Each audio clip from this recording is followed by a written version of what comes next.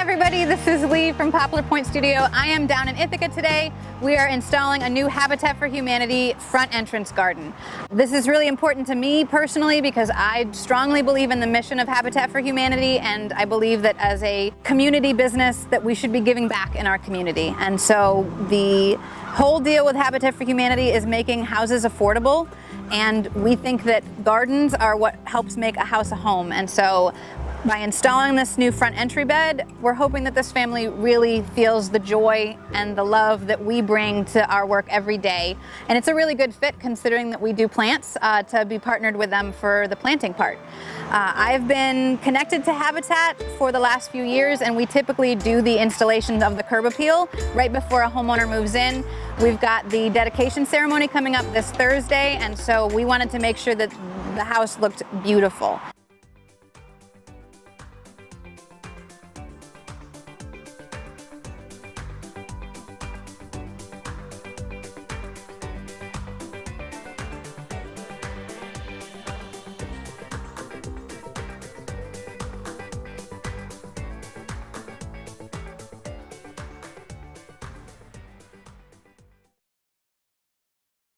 All right, so quick recap on some of the plants that we used. I wanted to make sure that I anchored the house with something really big and beautiful.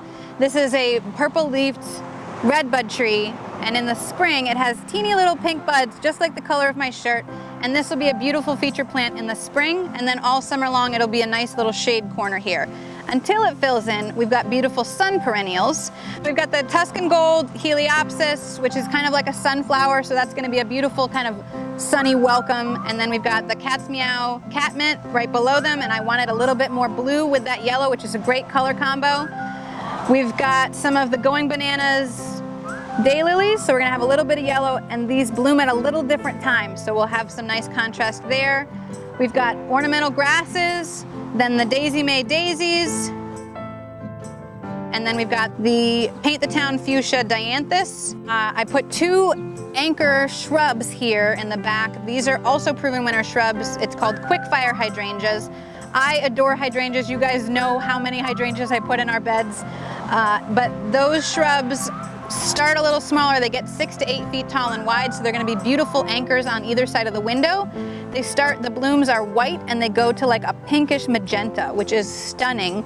So I've got these little pops of pink in the design. We've got the Summerific Very Awesome Hibiscus, which will have big dinner plate size blooms, and that's right under the window, so it'll be kind of fun in the summertime to see that. And then we repeat the same plants going this way. The only additional one is this allium on the corner, which is another blue. So we've got some blues, purples, pinks, a little bit pops of white, sort of all in that sort of soft color tones. Then when we move this way, so the front of the house, we sort of centered on the porch, and I mirrored from the center out. So the center feature plant is called a lemon meringue baptisia or false blue indigo. These actually have a yellow bloom that shoots to a little bit of purple at the tinges, and this is an early spring color. So at some point we'll put bulbs in the front, and then we have an early yellow, and on the right and left side of that we've got a Stormcloud Amsonia, which has little blue flowers in the spring, and then the whole plant kind of goes yellowy in the fall, which is a nice change in the season. And then we've got the ornamental grasses on either side, and then anchored it with the hibiscus again. Then we have the Dianthus, repeating the allium, more Dianthus, and then the Cat's Meow Catmint.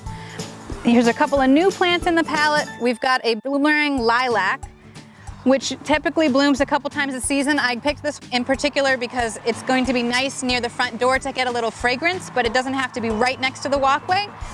That's gonna get about 4 to 5 feet, and it'll be a nice feature plant. Behind it, I've got an ornamental grass, which may or may not be too small of an area long-term, but he's great right now. And then a summer wine 9-bark or Physocarpus, and that's gonna be big, and I wanted it for the foliage, and that blooms white little flowers in the spring, which is a nice background plant for the lilac being in front of it. We also planted hostas in this spot because the foliage on them gets big enough that it's actually going to help prevent weeds, which will be easier on the owners to take care of. These hostas were some of the ones that we split earlier this year when we went from 9 plants to 45, and this is the result, and we'll put the link below. So we're doing a little watering, which we usually do at the end of projects. However, we're doing a little creative thing today. The water that is hooked up to the house works, but the electric to the pump to pump the water out of the well is not hooked up. So I actually had my dad bring a tank full of water and a pump so that we could make sure that all the plants got watered today. I didn't want to have anything get thirsty. Plus all the soil is dry, all the mulch was dry and a little bit warm. So on hot days, if we're doing planting, we want to make sure that we thoroughly water all of the plants and make sure that all of the mulch gets soaked, because that's going to help moderate the temperature in the bed and also make sure that we don't fry some of the leaves that are near the bottom of the plant. So we've got helpers today getting the water on these guys, and then we're going to tell them to grow big and strong. Can you tell them grow big and strong? Grow big and strong! Yeah! Hey everybody, we are doing the end of the day check-in and these gardens look absolutely beautiful. We had so many great volunteers today that were willing to just jump in. We started these beds from scratch, so all new soil, all new compost, beautiful plants from proven winners, and then we just top dressed it with mulch and watered it, and they look phenomenal. So we had a super great day today. I'm so pleased with how everything turned out. At the end of the day, I could not have planned it better. The new homeowners got to stop by with their kids and they helped me water, which was so sweet, and it feels a little bit more like them. So I got to hear their first reaction. It's kind of like being there on Christmas morning and getting to see their excitement. They're so happy with it. I'm happy with it. I can't wait to see how these plants fill in. And again, all the plants came from proven winners, and that's because we're part of a program called Proven Winners Certified Landscape Professionals. And part of the deal is I'm trialing some of the plants that they want to make sure that us as landscapers around the country get to use. And so we have an unboxing video that I'll put a link in below of all of the bare root plants that we got a couple of months ago, and now we get to see them not only take that journey from being in the greenhouse to our nursery, now we can see them in the ground.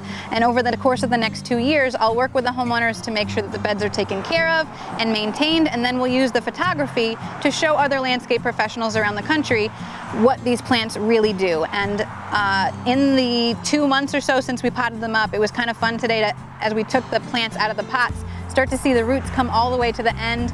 This is the joy for me because we're not growers necessarily. I get to buy finished plant material usually, and this was so much fun to see these go from little baby plants to being in the ground, and it's very rewarding for me. It's very rewarding to see the homeowners. You know, it brings them a lot of joy, and it hopefully will bring them a lot of joy for years to come.